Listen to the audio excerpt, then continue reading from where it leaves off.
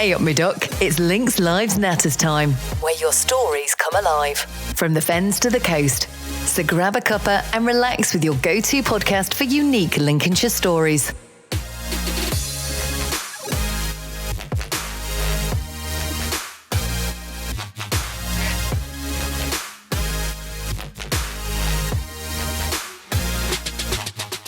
Hi everyone and welcome to today's episode. We've got an incredibly intriguing guest with us today, Adrian Zacher, the author of Doze and Die, A Deadly Wake-Up Call.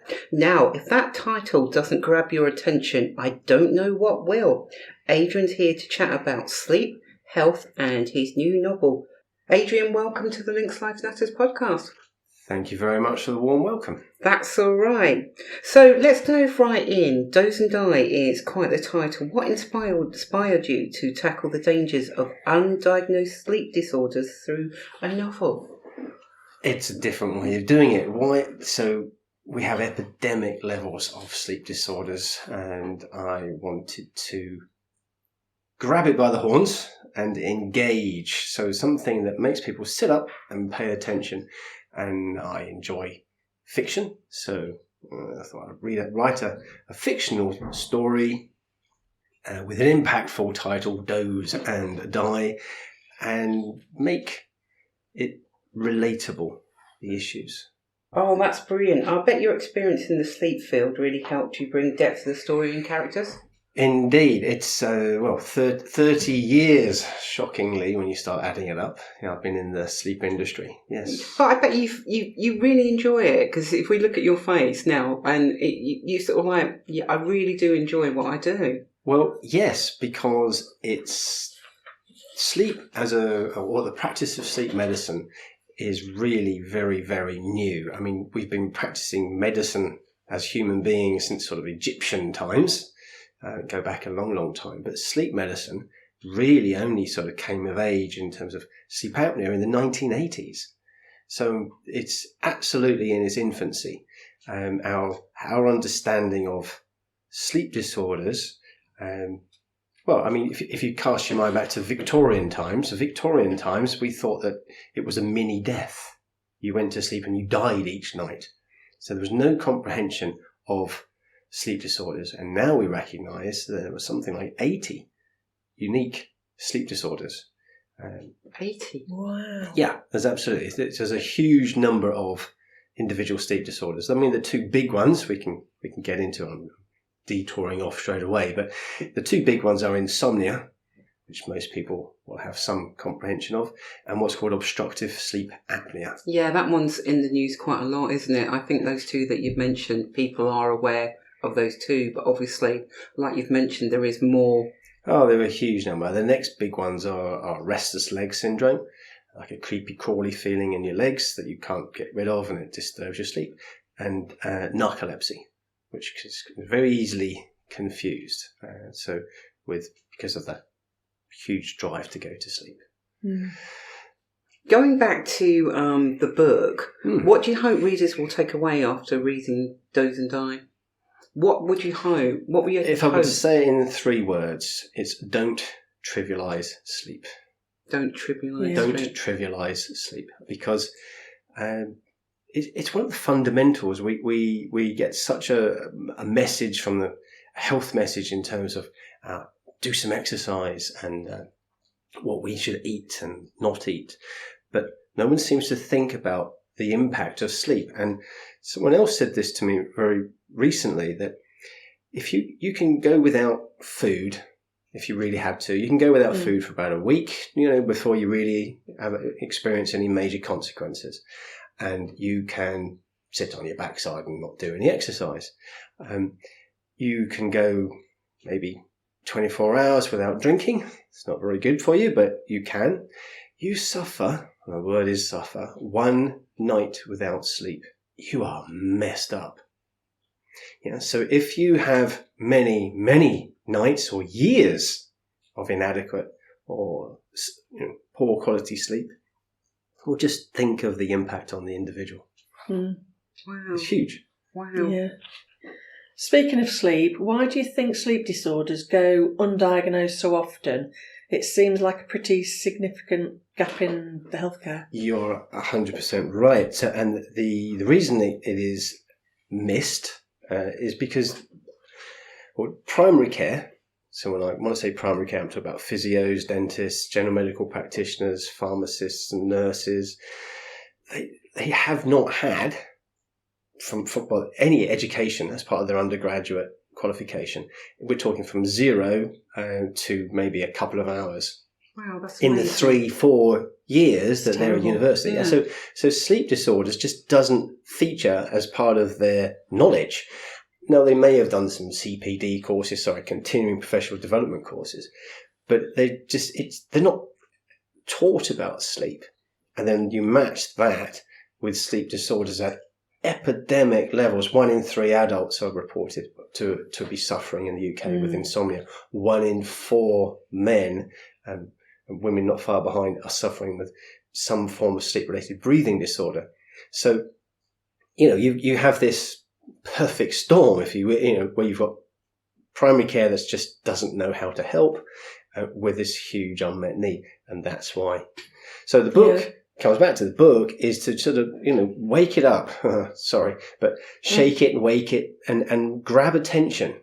It has to grab attention. Because people, it's almost like people wear tiredness as a badge of honour sometimes, which isn't great for health, really. So what sort of symptoms should people be looking for when they really need to go and see their GP about a sleep disorder? Okay, so probably help if we start with some definitions, really. So if we talk about insomnia, there are really sort of 3 ways of looking at insomnia. Insomnia is either, and these unfortunately can all be together. So it's difficulty getting off to sleep. So sleep onset, staying asleep, keep waking up, or waking up too early in the morning and can't get back to sleep. And they'll all give you the effect in the day of extreme fatigue. Now, before we get into the next sleep disorder, the really interesting point, I think, to differentiate is between tiredness and sleepiness. Now, we use them synonymously, but they are different. Everybody gets tired. You work hard, you have a long day, and you're tired. But sleepy is different because that means you sit down and you are out. It's the propensity, if you can use that word, to fall asleep. So sleepy and tired are different, and that's useful to know. So the other big one then is obstructive sleep apnea syndrome, and that's when let's break down obstructive sleep apnea. So obstructive, the airway is either narrowed or closed, and sleep, it occurs during sleep, and apnea is a Greek word for cessation of breathing. So effectively, someone has a pillow over your head and you can't breathe. You are suffocating. That's obstructive sleep apnea. The symptoms then that you'd be looking for are the silent pauses between the snores. It's when somebody goes really quiet. So they're routinely snoring. And then all of a sudden, nothing. And then you lay there and think, God, I'm going to kill her if I don't stop snoring. And then there's that long pause, and the chest wall is going up and down, but the airway's collapsed, and it's that the warning there is the silent pause. It's, what's happening? They're struggling to breathe. Now, typically the partner falls asleep or leaves the room. It doesn't solve the problem that the individual is continuing to have these what's called apneic episodes where they can't breathe and their body's going into fight and flight, adrenaline, cortisol, blood pressure surges, 5 times more likely to have a stroke with untreated sleep apnea. There's all sorts of consequences. It messes up your metabolism, your leptins and ghrelins and your desire to eat. Most people have had one bad night and they can think about it. Wake up in the morning, you get the munchies. That's a consequence. I never knew that. So it impacts on your metabolism and what you want to eat and how you want to eat it. And then your sugar metabolism as well. So you get, if you think of oil rig workers, they may work shifts for, a couple of months. They will be pre-diabetic at the end of it, because they've had such disrupted sleep. So It's just listening to you. It's amazing. Some of these things are connected with sleep, isn't it? It is. I could probably, with a little bit of indexing and go away and look at it, you can link sleep disorders to pretty much everything. So every chronic disease, there's data for cancer, everything, and sleep and mental health. But sleep doesn't get the attention. We get siloed. So we look at, we've got cardiovascular risk, and I'm a cardiologist. Well, respect, great, yeah. But what about the fact that they can't breathe when they go to sleep, which is obviously going to exacerbate a cardiovascular issue? Okay, I'm a diabetologist, I look at this. Well, okay, International Diabetic Federation said that if you're diagnosed with type 2 diabetes, you should be screened for OSA, obstructive sleep apnea. It goes on, and then obesity, leptins and ghrelins disrupted by poor quality sleep. So sleep features in everything, but it actually in nothing. Nobody seems to think about it and put it together. Why don't they though? Why? Well, like I said, there's no education. I mean, so we're starting to, I've got to say it again, we're waking up to this now, but it's, we're playing catch up. Yeah. That's it. And so the book it's shouting. It's not subtle. It isn't meant to be subtle, but it is meant to be engaging. It's a fiction. I've written down here, fiction gave me license to join the dots. So for example, that is a really good tagline, isn't it? Oh, you like that? There we go. Yeah, fiction gave me the license to join the dots. Because in the story, there's a character that is obese. Is suffering with undiagnosed sleep apnea and really drowsy. There's the symptom, really can't stay awake, drowsy driving, and they fall asleep and they kill someone. And it happens. There's no brake marks, no skids, that's the giveaway, afterwards. But the story then goes from there. It's all sort of intertwined, but by joining the dots with a fictional story, you see all the backstory, all the impact that it has. Yeah. Otherwise, it's isolated and people don't sort of connect it up and see it. That's great. And in your opinion, what roles can pharmacists play? I just think that links perfectly into what you were saying in your book. Well, I hope so. So how do I answer that? So the biggest role they can play really is in signposting, and that's a term for putting the right patient in the right place at the right time. But they can only do that with knowledge. So the pharmacists, I think it's fair to say pharmacists are misinformed. Sorry, but they are misinformed. It's not a case that they are uninformed. They've been misinformed by purveyors of over-the-counter products that tell them that these are the cures and the solution. Well, they're not.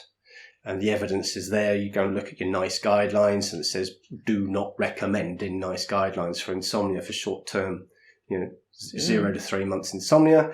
It's do not recommend sleep aids. NICE guidelines, not just me. And yet that's what you will get typically when you go to a community pharmacy with insomnia symptoms. The next thing that they can do is to get informed how to help. And then it would be assess, screen, and typically that's screening for sleep apnea, recognize those symptoms and the comorbidities, and signpost, put the patient in front of the, if it's, looks like you have symptoms of sleep apnea, and you're obese, you have cardiovascular disease, atrial fibrillation, you need to see a GP. Do you think people are scared to go to the GPs with sleep? Access is the biggest issue, problems. I think. I mean, I would have been waiting nearly 2 months to get my son in front of a GP. It's so access. And I think, how do I put this politely? If you remember what I've just said about the education about sleep doesn't exist within primary care, and I'm including the GP in that. It's not that they are bad people; they just don't know. They haven't been given the education, and those that do, because they've done the CPD course, are in the minority. So, yeah, I focus on pharmacy because pharmacy has the geographic reach. We have GP deserts in parts of the country. There are no GPs. But you can access a pharmacy, and you are already going to your pharmacy typically for this pill. More people and that tend pill. to go to pharmacy, don't Well, they? They can trust get you. there. Yeah, you can talk. And there are people that will not go to a GP even if there's one there, but they'll have that conversation with a pharmacy, and the opportunity to have that conversation exists in a pharmacy, and that's why pharmacy. And on top of that, pharmacy is, let's just say, being politely incentivized to move away from moving boxes of pills to develop healthcare services. They have to survive financially. Well, this is a role that combines it all. Hey there, Lincolnshire business owners. Struggling to be found online? Still buried on page 3 of Google? Wondering if anyone's even looking? Well, stop stressing and join the Lincolnshire Business Directory. It's completely free to join, and you'll finally start getting noticed. Think of it like shouting from the hilltops, but digitally. Want to really make a splash? For just £99, you can upgrade to a premium listing and get in front of more eyes. You'll be the talk of the town. It's super easy. Pick a plan, create your listing, and boom, you're live. Customers will be finding you faster than you can say SEO. Head to www.lincolnshirebusinessdirectory.co.uk. Don't miss out. Your customers are waiting. At the Thrive Tribe, we believe everyone deserves the chance to soar. Whether you're an individual seeking self-improvement or a business aiming for success, we've got you covered. Personalised coaching. Unlock your potential with our expert coaches. One-on-one guidance tailored to your unique goals. Learn flexibly online. Boost your skills from Microsoft Office mastery to work-based expertise. Lifelong learning? We've got the keys. So whether you're an aspiring professional, a business leader, or simply hungry for growth, join the Thrive Tribe today. Visit thethrivetribe.com and let's ignite your journey. Remember, it's not just about surviving, it's about thriving. The Thrive Tribe, where potential meets possibility. Amazing. Are there any recent BSPSS initiatives that you're particularly excited about? Okay, great. Thank you. BSPSS, British would be a Society yes. Pharmacy Sleep Services. And yes, indeed, BSPSS. So, British Society Pharmacy Sleep Services. What are we doing? Well, wow. I have a project running at the moment for my PhD and the BSPSS at King's College in London to put sleep education into year 4 pharmacy students. Amazing. Well, Brilliant. let's not just talk about it and recognise it, let's do something about it. So we've begun. It's a pilot. It's one university, but we'll get 120 pharmacists out of it at the end that have some evidence-based education. And I look at it as, well, they'll then go out and talk, potentially to multiple people each day in an informed way. That's the hope. If we can expand that out to other universities, we can change the course of this. That'd be fantastic.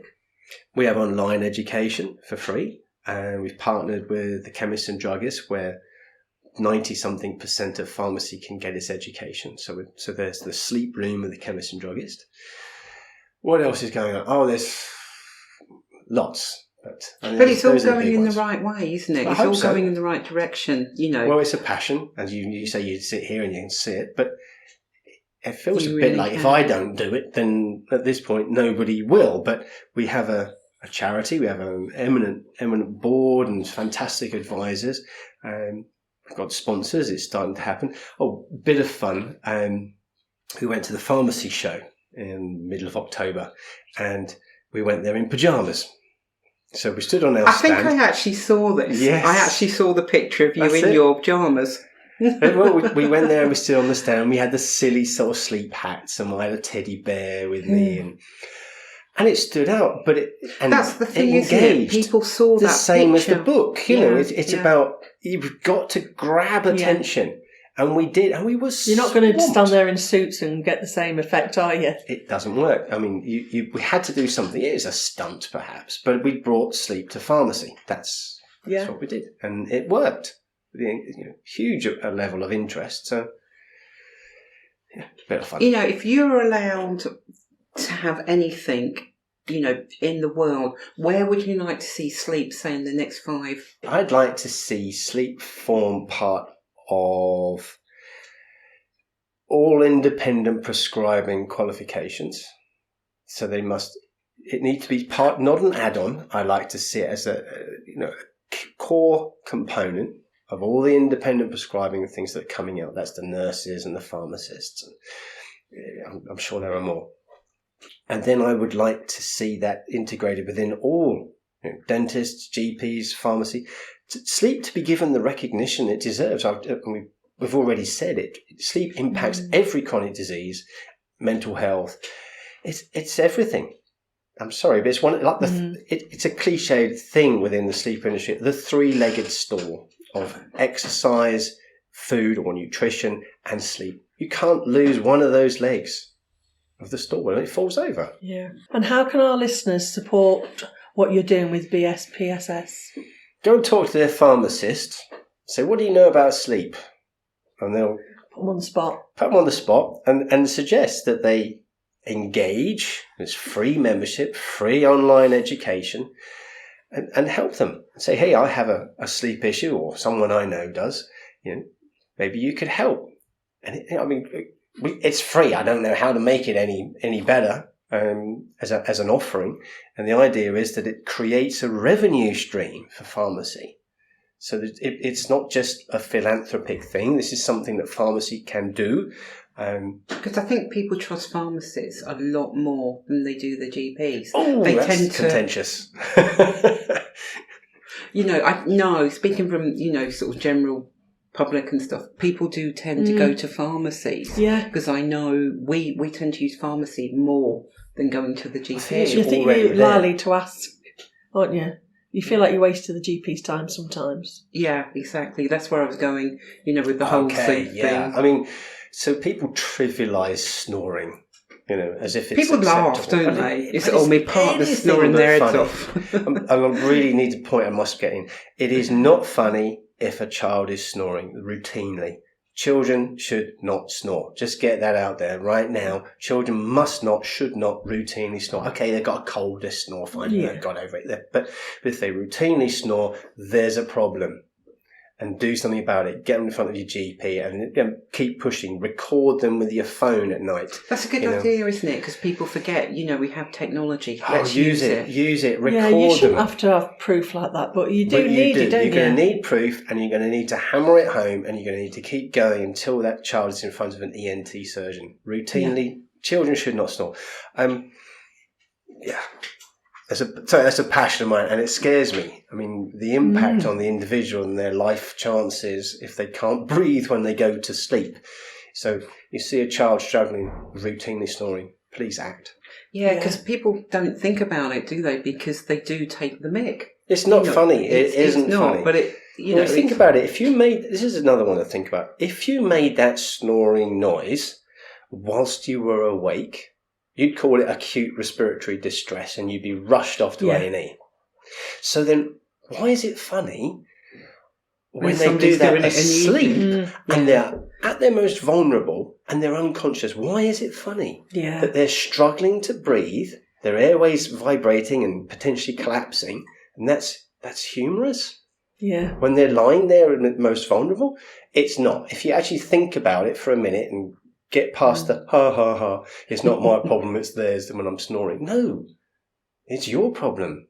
If you're not doing anything about it. Yeah, because I think that's a top tip from Adrian, especially with your child and stuff like that. Really worries me, kids. Please do something about it. And we will include links to all Adrian's books, websites, resources, everything. We will put that all on there. We'll make sure we highlight that about the children as well. Any other further projects that you're working on? Can we expect another book? I have a draft of another book, yes, but I thought you might. Yeah, it's interesting. I find it as an outlet. I write for fun, and as I say, I come back to that line. It gives me license to sort of join the dots, because Doze and Die is really, you could say, a series of anecdotes or a series of real life incidents, these things happen, and it's for real. Okay, the individual characters, you could say the names changed, but this is something that's occurred within my lifetime in my 30 years in the sleep industry. And I've just joined it up, given it a fictional narrative, changed the names on it, and joined it up. I mean, it's where can people buy your book? Amazon. Oh, there we go, straight away. And it's an audio book as well. And I have to say, I think the audio is very well done. So, yeah, it's a bit of fun, but it should hopefully wake you up to, to the consequences. It can't be helped. Somebody had to say it sooner. Wake or later. up to sleep, as they call it. Oh, there we go. Yeah. Where can we find more details about you? Where can people I'm on contact LinkedIn. you? I'm on LinkedIn, and the website is BS. So Bravo Sierra Papa Sierra.org. And yeah, it's for pharmacy, but to be more informed, to help people with suspected sleep disorders. And it's something I think we all need to think about as well when we're sat there. If you're sort of laughing at your partner, please don't. Just please keep an eye on how they're they're breathing. Safety now. If they're routinely sort of falling asleep in front of the telly and not seeing the end of the film, this isn't right. It isn't right. There are lots of sort of self-help things you can do, but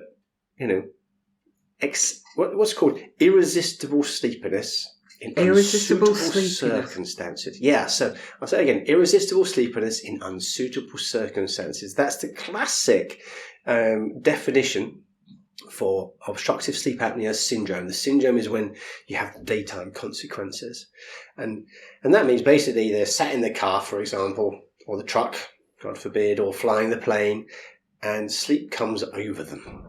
It's an irresistible force. It doesn't matter, you can't open the window, turn the music up.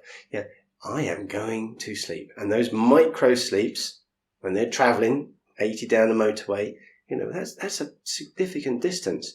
And that's when these things happen. And you can't control it. No amount of skill is going to influence that. And that's the irresistible sleepiness. And it's that even when there's the stimulus to keep awake. So because I think for me, I'm a little bit more aware of sleep disorder because in my family, my mum actually had narcolepsy, right, and we didn't know what it was to start with because she just and cataplexy attacks. Yeah, cataplexy. Cataplexy attacks, and she would just literally go at the drop of a hat. I mean, it's again we're back to laughing at it. I mean, and it's anything but funny. Narcolepsy. She would just literally go in the street. We could be on a bus, and she would literally just fall asleep on the bus. And it's sort of like in the end, I just say to Mum, on the bus. Explain the consequence. This is what I've tried to do with the book. The consequence of falling asleep on the bus is we don't know where she was going to get off. Yeah, exactly. I mean, you have to spell it out. Isn't she? She didn't know what's going on around her either. Yeah, because in the end, we had to stop her driving. You have to say to please stop driving. You can't. So then it's the consequence on the individual is their loss of their freedom. Yeah. Perhaps, and then maybe they would depend on that license for their livelihood. They look after someone, they're a carer, the family, whatever. So if you just carry it on, the consequences, and it's like throwing a brick in a pond. So there is a reticence to come forward if you have a sleep disorder. Absolutely. And if you depend on your license for your job, you're not exactly going to want to put your hand up because the system's set up to remove your license to protect the public. You're scared, aren't you? Yeah, but how does that help anybody? It doesn't help anybody. So they don't come forward. They won't put the hand up. No. If I'm struggling to stay awake, but I need my job, I need my license for my job, and you're going to take my license away. Well, you're not going to total catch-22. Yeah, vicious circle. Mm-hmm. Adrian, thank you so much for joining us and sharing your knowledge and for helping us all stay a little bit more informed about the importance of sleep. And for our listeners, don't forget to check out Doze and Die and take your sleep seriously. Adrian, thank you so much for your time today. Thank you. And that's a wrap for today's episode of the Links Live Natters podcast. A huge thank you to our guest today, Adrian Zacher, for sharing his insights and stories with us. It's been an absolute pleasure having you on. A very special thank you to my brilliant guest host today, Mandy. We look forward to working with you more, for stepping in and adding so much to this episode. It's been great having you with us.